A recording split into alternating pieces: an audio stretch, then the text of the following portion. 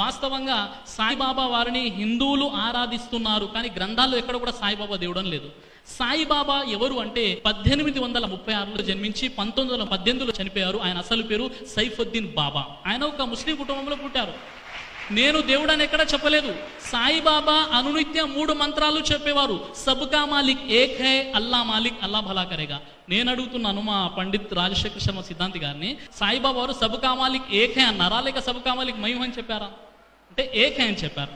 ఆయన నిజంగా గౌరవించాలంటే మనము సాయిబాబాని ఆరాధించకూడదు, సాయిబాబాని పుట్టించినటువంటి ఆ పైనున్న దైవాన్ని ఆరాధించాలి.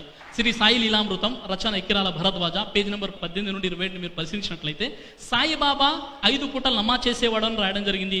సాయిబాబా ది మాస్టర్, రచన Ekkirala Bharadwaj, page number 18, page number 228, page number 235. మీరు చూసినట్లయితే సాయిబాబా చెప్పారు, నేను కేవలం ఒక దేవుని